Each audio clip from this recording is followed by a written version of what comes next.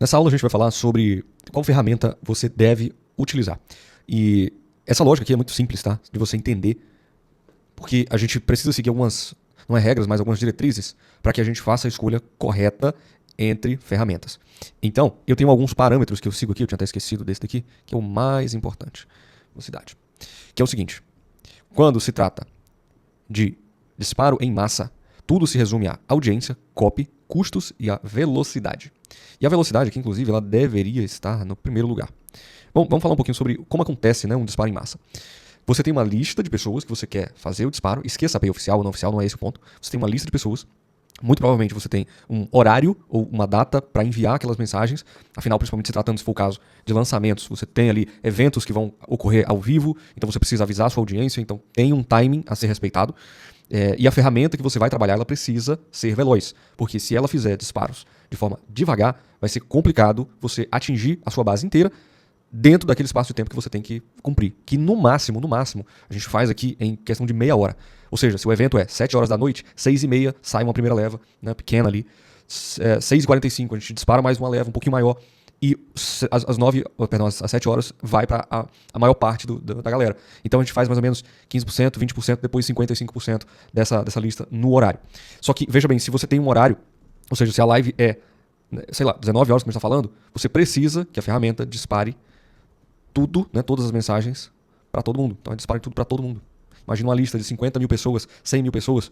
Se você for ter um delay de 1 segundo, só 1 segundo, para 50 mil pessoas, eu já fiz esse cálculo, se não me engano, leva 13 horas, com um intervalo de 1 segundo entre uma mensagem e outra. Então veja que realmente isso aqui é o número 1 em decisão do que vai acontecer, né? De qual ferramenta vai ser escolhida, qual canal que você vai fazer esse disparo. Então, velocidade, está bem claro, está bem explicado de que se você tem uma base grande, você tem horários a cumprir para mandar essas mensagens, esse é o primeiro ponto que você precisa avaliar. A segunda coisa, aí independe de API oficial, de não oficial, mais uma vez, a audiência, ou seja, a qualidade das pessoas para quem você está enviando a mensagem é rei, porque se você tem uma audiência ruim, desqualificada, o seu número vai cair independente de qualquer coisa. Vou te dar um exemplo simples e prático para você entender como você define se a audiência é boa ou é ruim. Em determinado lançamento que a gente fez aqui, o fluxo de matrícula dessa pessoa para entrar nos eventos gratuitos era anúncio, página de captura, ela deixar o e-mail e o WhatsApp, e depois tinha uma terceira tela, na tela de obrigado, a gente tinha um anúncio assim bem grande. Olha, sua matrícula ainda não está 100% completa. Clique no link, nos chame no WhatsApp para poder receber as nossas mensagens através desse WhatsApp. E cerca de 15 mil pessoas não fizeram isso. Ou seja, elas pararam naquela tela de obrigado, mas não dispararam ali a automação de WhatsApp para que a gente pudesse iniciar o contato, salvar ela ali no nosso WhatsApp oficial. Enfim, elas não seguiram esse passo a passo. E aí, lá pelas tantas, nesse mesmo lançamento, a gente decidiu pegar essas 15 mil pessoas e tentar fazer um disparo para elas, para recuperar, ver se elas queriam receber as notificações via WhatsApp.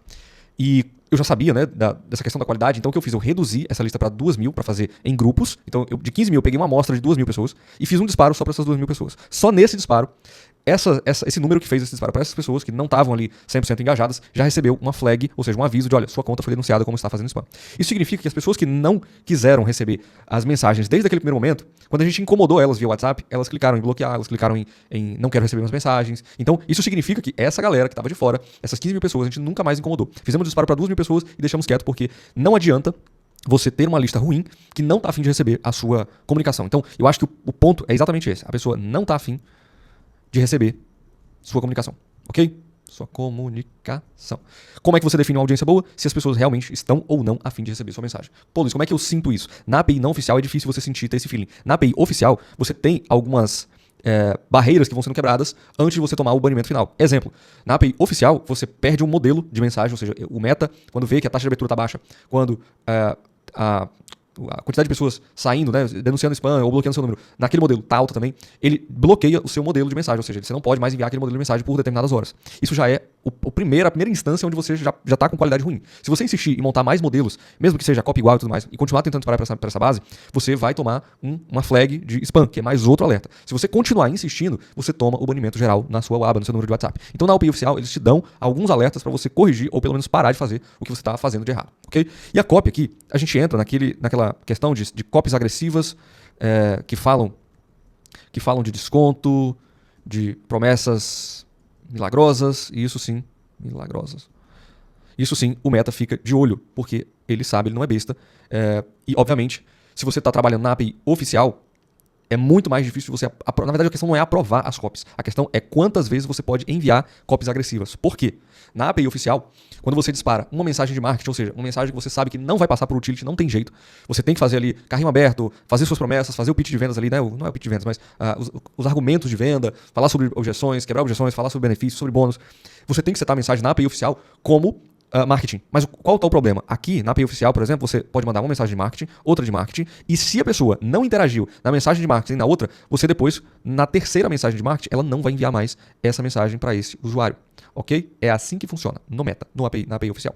Então, o que eu estou querendo levantar aqui com você é o seguinte. Se você quer fazer muitas copies agressivas, eu vou resumir tudo aqui, só para você entender. Deixa eu falar sobre custos, só para a gente concluir aqui a ideia. E sobre custos, a gente tem aqui, na API oficial, tem os custos de marketing ou utility, que é de 45 centavos aqui no marketing e 0,06 centavos, né, 6 centavos na utility. E na API não oficial, isso não tem custo, por mensagem no caso.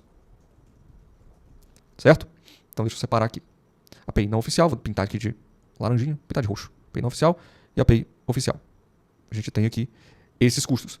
Então perceba que se você está desenvolvendo uma estratégia para um lançamento, você pode mesclar as horas que você vai trabalhar com APIs oficiais e não oficiais, levando em consideração todo esse enredo aqui. Então, por exemplo, se você começa um lançamento com uma base de 200 mil pessoas, a sua estrutura de broadcast, ou seja, a estrutura por onde você vai fazer o disparo, ela com certeza não vai ser via ZAPI nem via Make, por exemplo, porque os custos ficam absurdos. Mesmo que você estivesse, inclusive, trabalhando com a API oficial no Make, porque isso leva, né, um custo de operação altíssimo, além do custo da mensageria dentro da API oficial.